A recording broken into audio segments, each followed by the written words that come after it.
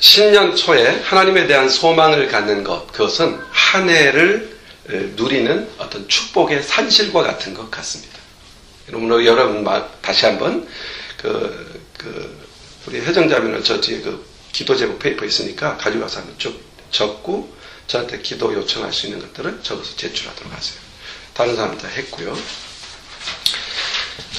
오늘 본문에 나온 말씀은 아닙니다만 시편 81편 10절에 보면 내 입을 넓게 열라라는 말씀이 나오죠.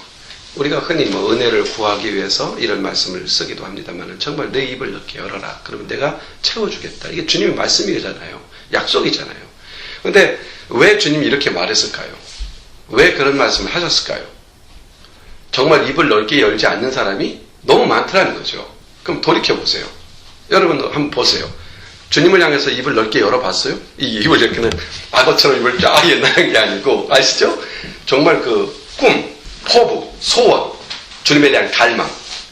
우리가 어떤 분들이 단순히 하나님과 우리를, 기도가 하나님과 우리와의 인격적 교제이면 틀림이 없죠. 그러나 단순히 그런 관계로만 이해한다면 곤란해지는 거예요.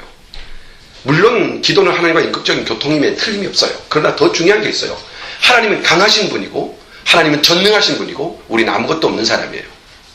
그러니까 기도는 무력한 우리가, 아무것도 없는 우리가 전능하신 하나님께, 불가능한 우리가 절대 가능한 하나님 앞에 도움을 요청하는 것입니다. 주님은 없는 데서 있는 것까지 부르시는 분이다라고 아브라함을 통해서 우리에게 보여주셨습니다.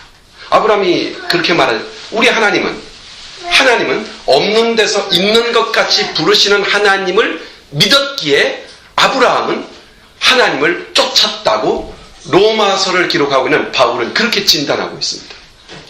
그러니까 내 입을 넓게 열어라. 그리하면 채우리라. 이렇게 말씀했을 때 우리가 할 일은 하나입니다. 아멘. 그리고 입을 넓게 여는 겁니다. 그렇죠? 그리고 기대하는 겁니다. 소원이 없는 사람은요, 정말 하나님한테 복을 받지 못합니다. 왜냐하면 하나님이 주셨어도 그게 하나님께로 온 건지 몰라요. 그러나 하나님께 간절히 기도했는데 그날 그 놀라운 은혜가 임하였어요. 그럼 우리는 알죠. 기도의 응답이었구나. 그래서 하나님 옆에 감사하죠.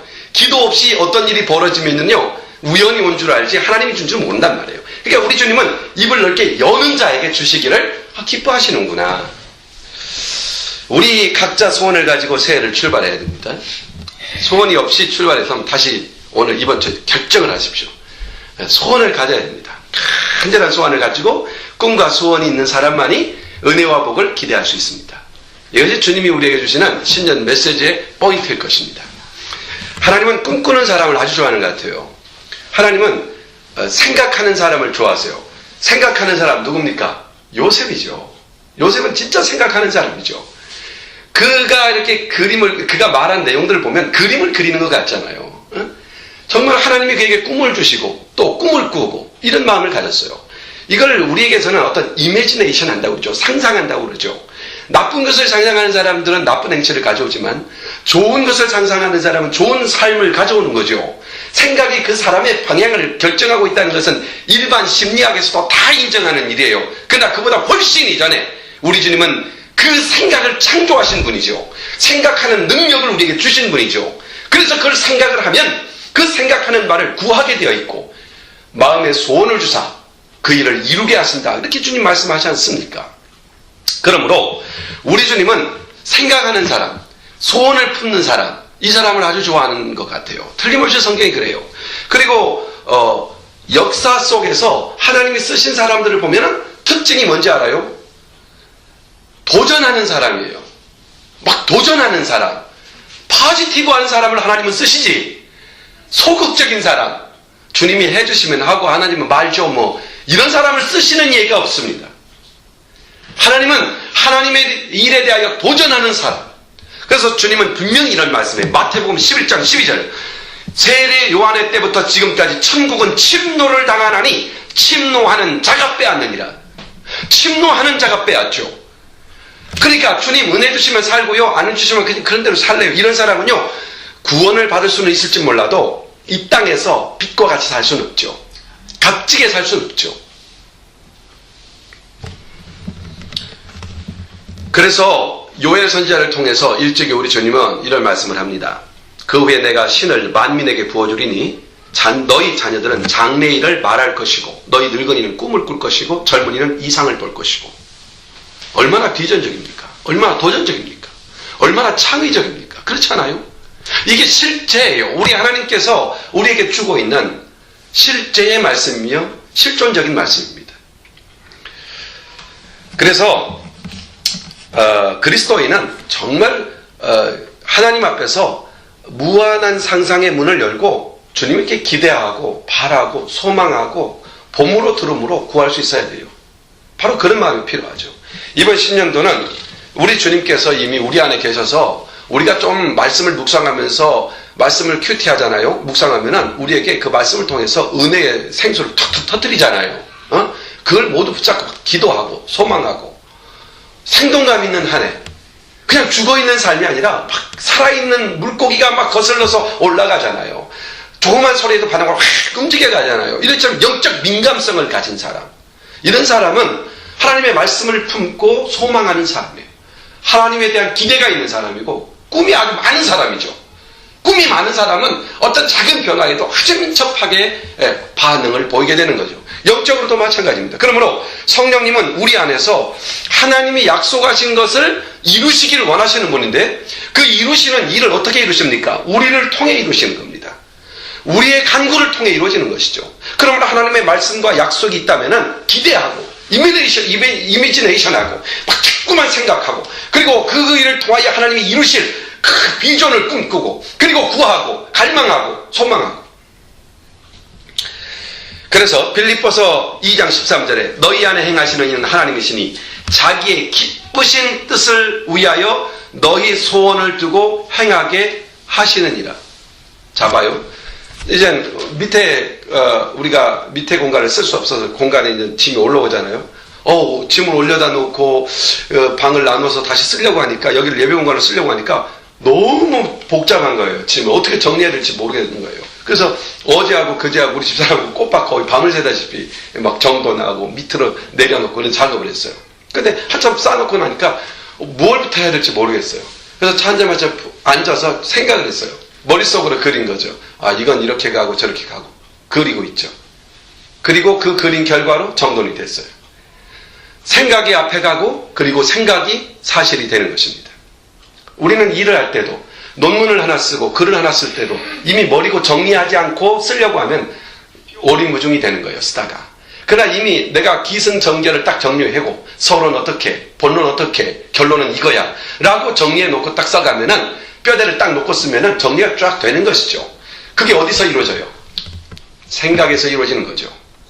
그처럼 우리 주님의 주시는 놀라운 은혜도 시작의 출발점은 메시지에서 출발하죠. 메시지가 우리에게 임하죠. 그것을 우리가 붙들고 홀드하고 그 말씀을 내 안에서 숙성시켜야 되는 것이죠. 그 말씀이 나에게 적용되는 놀라운 그 말씀의 살아있는 말씀, 레마의 말씀, 이 역사를 말해요.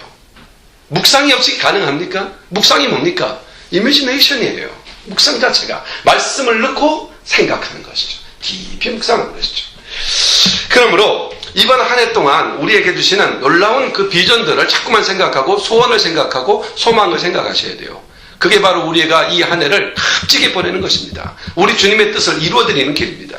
새로운 한 해 우리에게 주셨는데 우리는 영적인 사람이라는 거 이거 바꿀 수 없죠. 우리는 이미 영적인 사람입니다. 하나님의 사람이고 바뀔 수 없는 일입니다. 영적인 사람이고 하나님의 사람이고 그렇습니다. 그렇다면 당연히 하나님 사람답게 생각하고 꿈을 꾸고 그렇잖아요. 바로 그것이 우리가 지금 이 연초에 우리가 가져야 될 기도의 태도이며 자세라고 보여집니다. 새해에 하나님의 은혜와 복을 충만하게 누리는 한 해가 되어야 되겠는데 그러기 위해서 몇 가지 신앙 원칙을 다시 한번 정돈해 봐야 될 것 같습니다. 적어도 이거는 결단되어야 한다 이겁니다. 아주 최소한으로 아주 추갑하고 해서 이거는 놓치지 말아야 된다 그래서 한 3가지 정도를 한번 오늘 생각해 봤어요. 여러분이 익히 들었던 말씀인데 다시 한번 리마인드 하는 데는 아주 중요한 의미를 갖고 있기 때문일 것입니다. 먼저는 하나님 중심으로 살겠다고 하는 철저한 결심입니다. 나는 이제 하나님 중심으로 살겠다.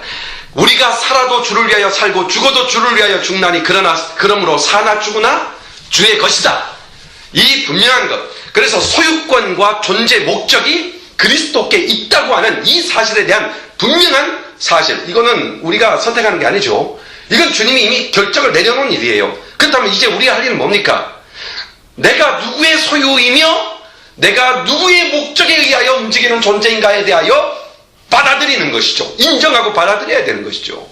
바로 그것이 뭡니까? 하나님 중심이라고 하는 것이죠. 무엇을 하든지 하나님 중심으로 생각하고 중심으로 행동하겠다고 하는 이 분명한 것. 아주 심플한 거 아닙니까?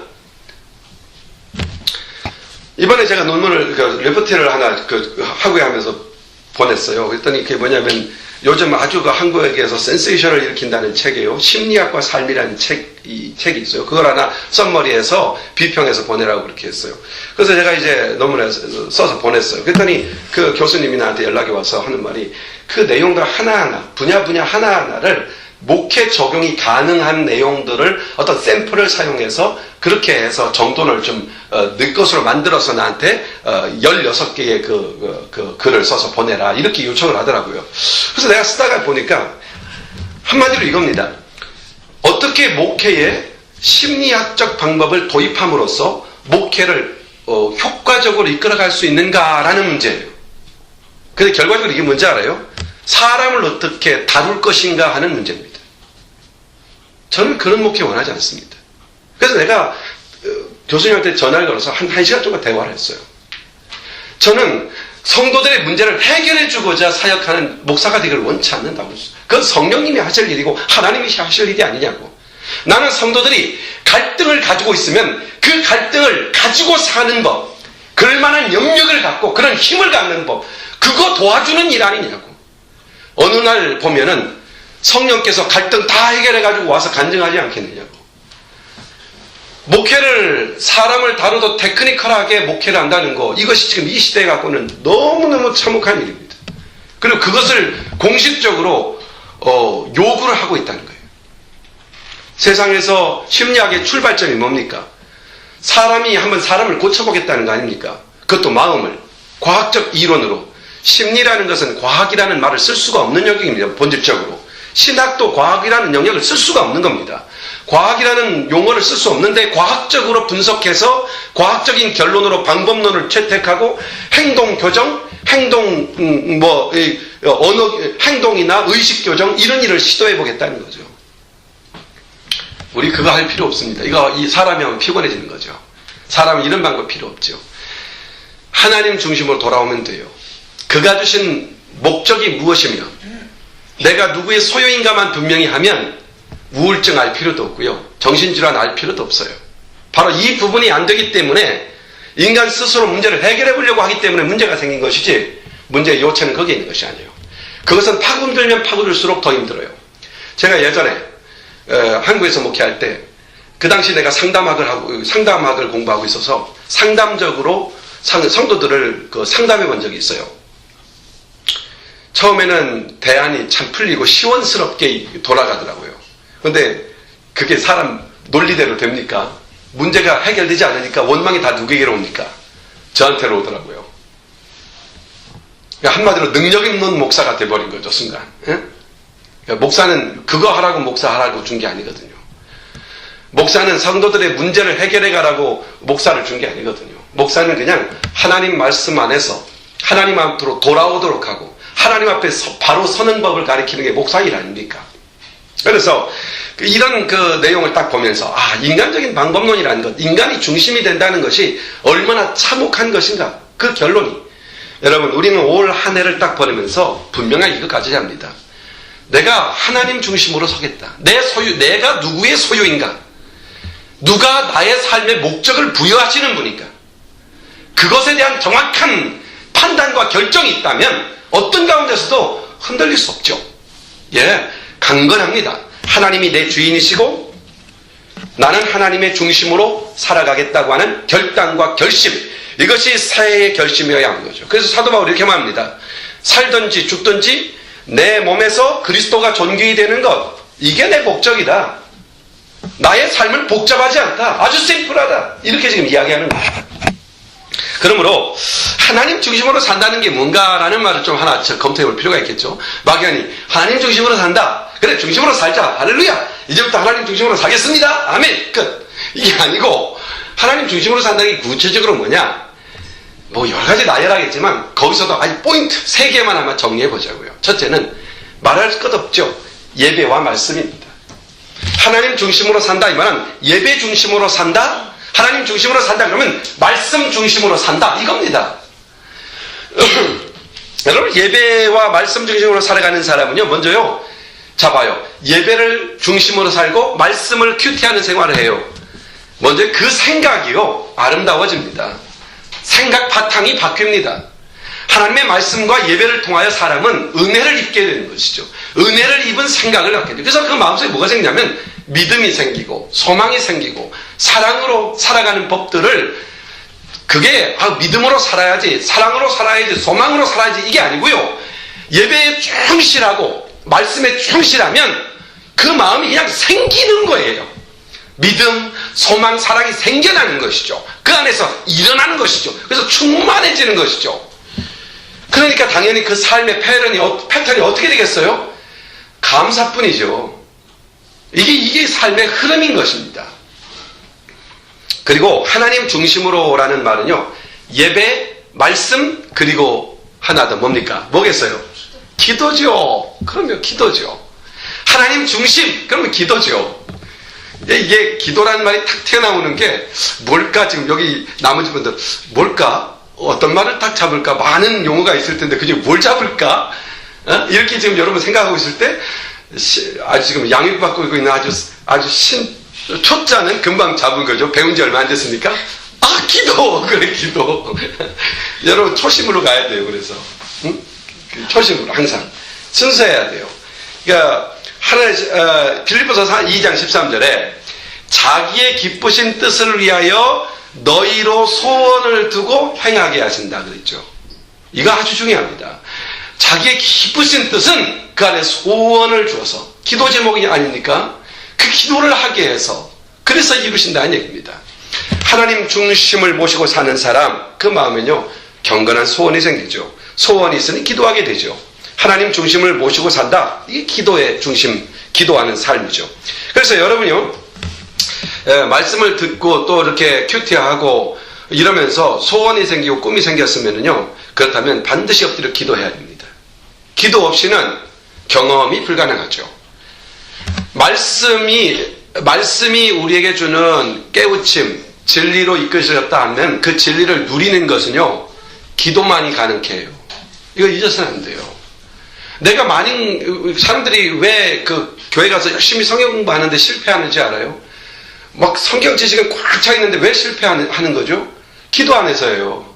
저는 늘 몇 번 반복했습니다마는 박윤선 교수님을 너무 존경하는 이유는요, 그분은 90%의 삶을 기도에 투자하는 분이었어요. 그러니까 정말 말씀의 카테고리에서 벗어나질 않아요. 설교의 80~90%가 다 기도에 대한 설교예요. 기도 없이는 승리할 수 없다는 거죠. 그러니까 지금 이 시대는 많은 걸 배우는데 뭐가 없어요? 기도하질 않아요. 기도를 하더라도 제목이 선하질 않아요. 정말 하나님의 뜻, 하나님의 말씀을 통해서 우러난 레마의 말씀을 받아가지고 그걸 기도로 하는 것이 아니라 욕망에 사로잡힌 기도에 헤매니까 너희가 얻지 못하면 구하지 아니하며 구하여도 얻지 못하는 것은 너희의 욕심으로 구하기 때문이다 라고 성경이 말씀하는데도 이걸 잊어버리지 않고 자꾸만 욕심을 위해서만 기도한다는 거죠. 그러니까 말씀을 배우지 않고 기도하는 사람만큼 위험한 사람이 없어요. 말씀을 공부하지 않고 기도하는 사람은 정말 위험해질 수가 있어요. 그러니까 말씀을 공부하지 않는 만큼 기도하지 말아야 돼요. 그런데요, 말씀을 열심히 공부한 만큼 기도하지 않는 사람, 이것도 엄청 위험한 사람이에요. 왜냐하면 하나님과 영적인 어떤 유기적 교통에서 나오는 어떤 우러난 삶이 아니라 계산하는 삶이잖아요. 신앙도 계산하고 생각해서 토론하고자 하잖아요. 결론적으로 그렇게 되잖아요. 그래서 여러분, 하나님 중심으로 산다고 할 때 이 3가지 용어를 딱 마음에 둡시다. 예배, 말씀, 기도. 뭐 그 외에도 하나님 중심으로 산다는 것은 참 많겠죠. 그러나 이 3가지가 견고히 서면 다른 것은 세워지게 됩니다. 교제도 세워지고요. 다 세워지게 돼 있어요. 예배에 충실한가? 이 결심이 올해는 예배에 충실할 것이다. 응? 예를 들어서 우리 회정자매 같은 경우는 예배 찬양 시간부터 같이 예배를 참여하겠다. 이런 결심들 말이에요. 이거 결심하는 거예요. 올해. 예배 준비하고 모든 순서들 나와서 성경 한 구절 읽어드리는 것조차도 하나님 앞에 온전히 헌신하는 마음으로 드리겠다. 이런 마음이 있어야 돼요. 그래서 예배에 온전히 헌신하는 것, 하나님 앞에 드림이 되는 것. 그리고 말씀하면 뭐겠습니까? 잘 들어야죠. 그런데 듣는 말씀이 유효성을 갖는 것은요, 큐티 생활에 있어요. 자, 봐요. 주일날 설교 듣고 은혜 받잖아요. 그러면 큐티를 하잖아요. 한 주간 내내. 그 말씀이 계속 큐티를 통하여 다시금 나오게 돼 있어요. 계속 그 말씀이 터치하게 돼 있는 거예요. 그러니까 큐티 생활을 하지 않으면 왜 주님께서 돼지고기는 먹지 말고 소고기는 먹으라고 했어요? 뭐 쪽이 갈라진 거? 그거 주 포인트가 아니에요. 되새김질이 있어요. 위는요, 소는요, 위가 3개, 4개 이렇게 달려 있어요. 그래서 첫 번째 위로 음식이 들어가면 뒤집어서 두 번째 위로 보내고, 두 번째 위로 씹어서 그 다음 위로 보내고. 바로 그게 뭡니까? 큐티입니다, 큐티. 응? 그래서 하나님 말씀처럼 큐티하면은 들은 본문은 다른데 그 말씀을 딱 접하면 그 말씀이 탁 터치하면서 그 말씀이 다시 살아나요. 그래서 우리가 생명력을 유지하게 되는 것이죠. 이번 한 해 하나님 중심으로 살자. 이거 결심해야 됩니다.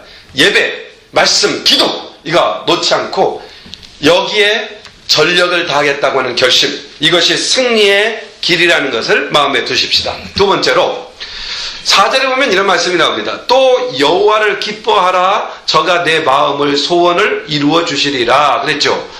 여호와를 기뻐하는 게 마음의 소원을 이루는 방편이라고 말합니다. 여호와를 기뻐하라는 말씀의 의미는 뭘까요? 주님 안에서 기뻐하라는 말씀입니다. 주님의 주시는 복음 안에서 기뻐하는, 믿고 의지하며 살아가는, 하나님을 믿고 의지하며 살아가는 삶을 뭐하라? 즐기는 것.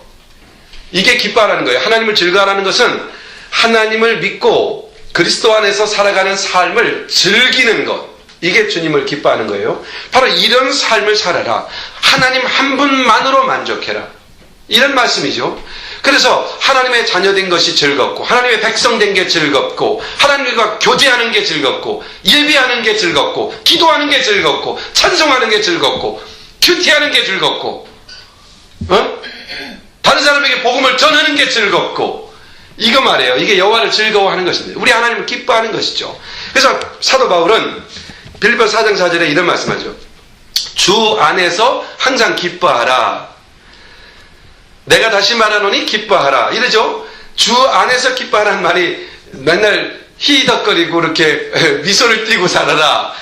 미친 사람처럼 이런 말이 아니라 자녀된 게 즐겁고, 하나님 내가 오늘 주님의 자녀된 게 즐겁고, 예배하는 게 즐겁고, 백성된 게 즐겁고, 내게 사역 맡긴 게 즐겁고, 하나님 나에게 삶의 자리를 준 게 기쁘고, 이게 다 하나님이 주신 것이고, 직장 주신 것도 주님 감사하고, 바로 이런 마음이 뭐예요? 하나님이 주셨다 기뻐하는 거예요. 그게 시련, 고통, 어려움, 걸림돌, 때때로는 무거운 짐, 가족만큼 무거운 짐이 어디 있어요? 그런데 기뻐하는 거죠. 주님이 이걸 나에게 맡겨주셨다. 나를 이 정도로 인정해줬다. 내가 볼 때 저렇게 힘든 가족 식구 중에 한 사람이 있단 말이야. 가족마다 다 있단 말이에요. 그러면 그 가족을 나에게 맡겨주셨다. 나를 신뢰하신다. 그거 아닙니까? 그래서 주 안에서 항상 기뻐하며 살겠다 이 말은 내가 하나님의 자녀되고 하나님의 백성된 것을 기쁘고 즐겁게 받아들이는 거죠. 이게 기쁜 거죠. 이 마음이죠. 근데 이 기쁨은 어디에서 옵니까? 이런 겁니다.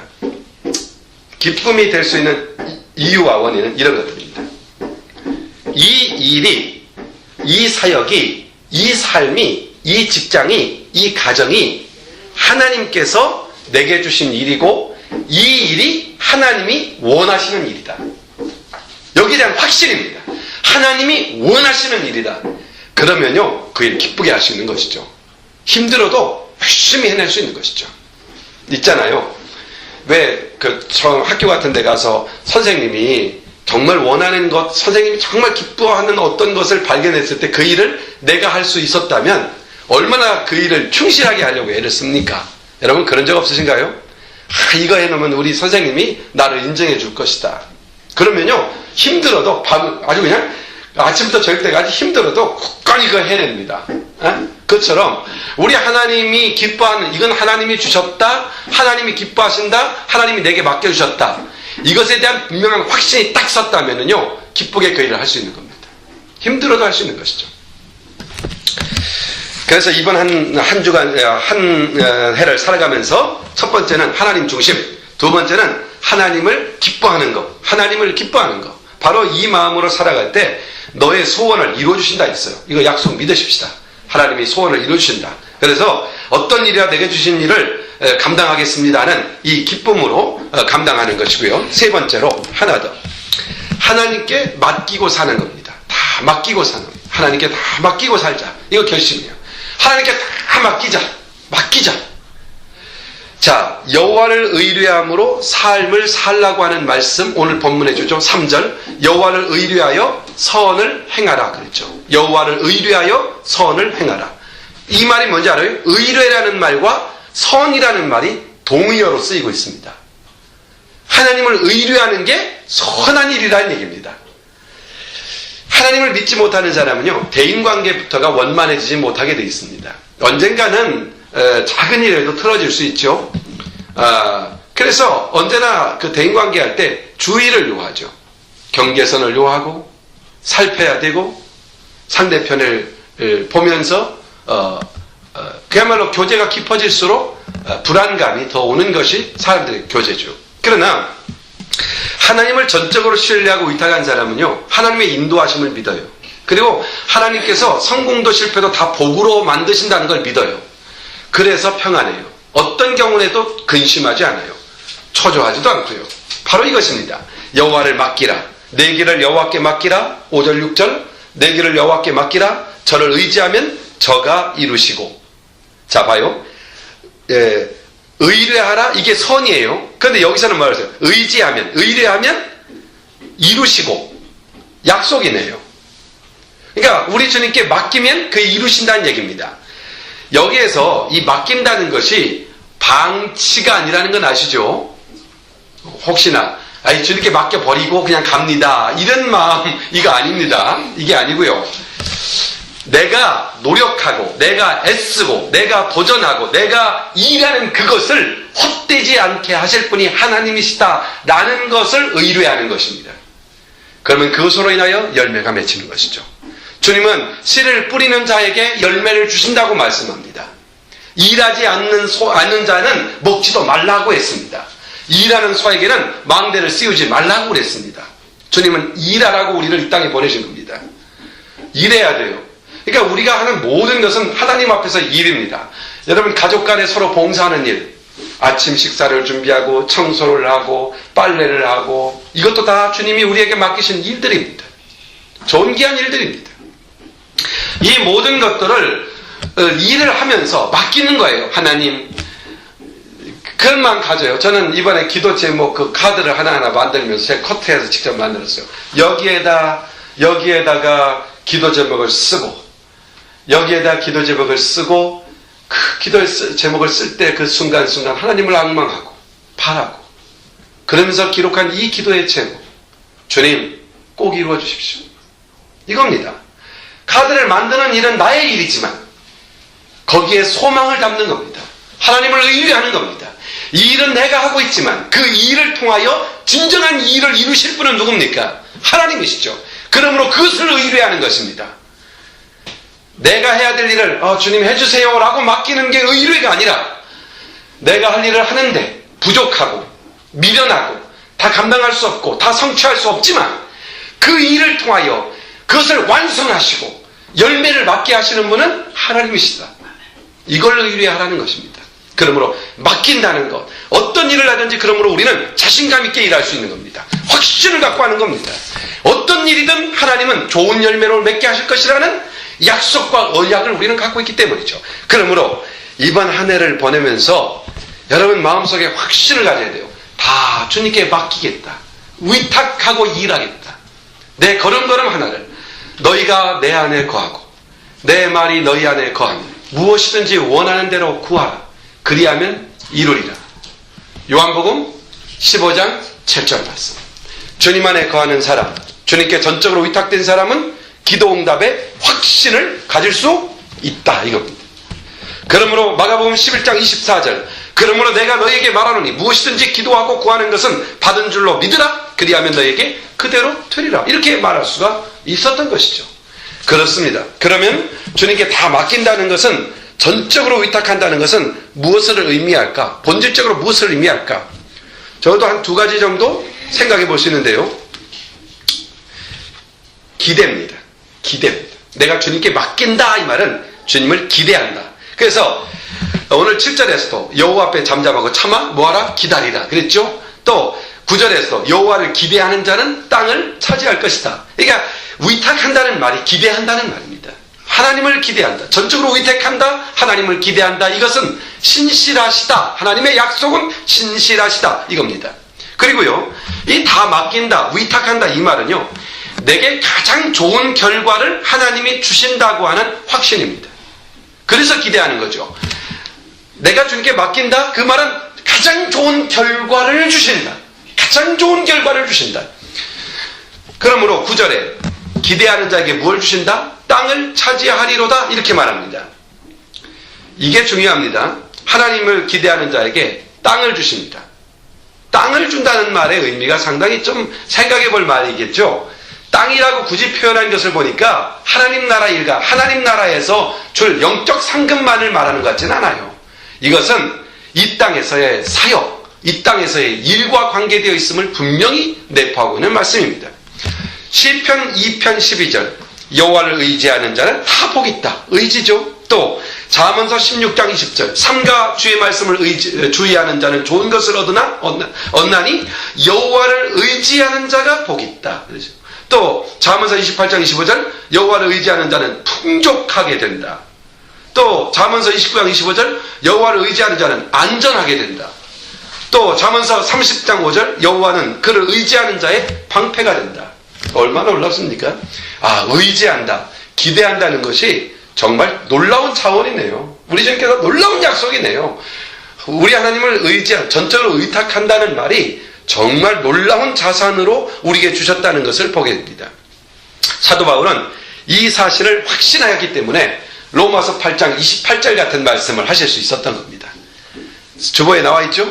읽기 잘하는 말씀이고 다 암기하는 말씀이고 같이 한번 읽어봅시다. 시작. 우리가 알거니와 하나님을 사랑하는 자 곧 그 뜻대로 부르심을 입은 자들에게는 모든 것이 합력하여 선을 이룬다. 선을 이룬다. 우리 주님께 선을 이룬다는 것은 최고의 것을 준다는 얘기입니다. 그러므로요, 우리는 이번 한 해를 살면서 걱정, 염려 붙들어 맵시다. 우리 막내딸이 하도 염려가 많으니까 염려하지 말라, 범사에 기도하라, 그리고 성경 구절을 주잖아요. 기도하지 않으면 염려가 오는 거예요. 여호와를 기대하고 여호와를 의뢰하고. 그렇죠? 자, 시편 107편 9절, 저가 사모하는, 기대하는 영혼을 만족하게 하십니다. 주인 영혼에게, 기대하는 영혼에게 좋은 것을 채워주신다. 그랬습니다. 이 약속 믿자고요. 그러므로 어떤 일을 하든지 두려워하지 말자고요. 맡겨준 일이 험한 일이든 편한 일이든 귀찮은 일이든 관계없이 하나님이 내게 맡겼다 그러면 그 일을 통하여 반드시 좋은 열매를 맺게 하실 분이 하나님이십니다. 그러므로 거침없이 가자는 겁니다. 염려, 걱정, 근심거리 있어도 그거 다 내려놓고 이거 맡기라는 겁니다. 이게 맡기는 거예요. 맡기고 나가자는 얘기입니다. 이번 연도 그렇게 한번 가자는 거예요. 그러면은 이런 역사를 경험하죠. 이사야서 58장 10절 이런 말씀. 나 여호와가 너를 항상 인도하여 마른 곳에서도 내 영혼을 마른 곳에서도 만족함을 주고 또 내 뼈가 견고하게 할 것이고 너는 물된 동산 같겠고 물이 끊어지지 아니한 샘 같을 것이다. 어디서도요. 마른 곳에서도 가뭄이 있는 곳에서도 물된 동산 같을 것이라는 얘기예요. 이런 역사는 누구의 인도가 있어야 돼요? 하나님의 인도함. 누가 인도함을 받아요? 저가 의지하면 저가 저를 이루시고 인도하신다는 얘기죠. 기대하고 의지하는 것, 하나님을 기대하고 사는 게 우리입니다. 하나님 중심의 삶을 사는 사람은요, 하나님을 기대하는 법을 아는 사람들이죠. 그러므로 전적으로 기대하는 그런 한 해가 되어야 되겠습니다. 오늘 말씀을 정리하겠습니다. 2014년 새해 소원 무엇입니까? 꼭 한번 여러분한테 소원이가 있기를 원합니다. 없으면 억지로라도 만드세요. 억지로라도 만들어서 소원을 좀 가지세요. 소원을 만들어 가지세요. 그리고 하나님을 중심으로 모시고 하나님을 기뻐하고 그리고 다 주님께 맡기고 기대하고 그냥 우리는 그 소원을 향해 나아가는 겁니다. 걸어가는 겁니다. 주님께서 가장 최선의 것으로 우리에게 주실 것입니다. 이번 연도의 신앙의 원칙 3가지. 하나님 중심, 하나님을 기뻐하는 것, 전적으로 위탁하고 기대하는 것. 마음에 깊이 새기고 이 세 단어가 이번 연도 마무리할 때 큰 간증으로 남게 되기를 주의 이름으로 축원합니다. 기도합니다. 하나님 아버지, 고마우신 하나님 아버지, 오늘 우리에게 주일 예배를 주시고 첫 주 주일 예배를 주신 것을 감사합니다. 새해를 주신 하나님, 앞으로 52주 동안 우리가 하나님을 예배드리며 1년을 살아갈 때에 우리의 삶을 인도하시고 역사해 주시는 하나님, 우리의 마음이 결심합니다. 하나님 중심으로 살겠습니다. 하나님을 기뻐하며 살겠습니다. 하나님께 전적으로 위탁하고 하나님을 기대함으로 주어진 삶을 살아가겠습니다. 다짐하는 사랑하는 우리 형제자매들 마음속에 놀라운 소원들이 일어나는 귀한 시간 되게 하여 주시옵소서. 예수님의 이름으로 기도드리옵나이다.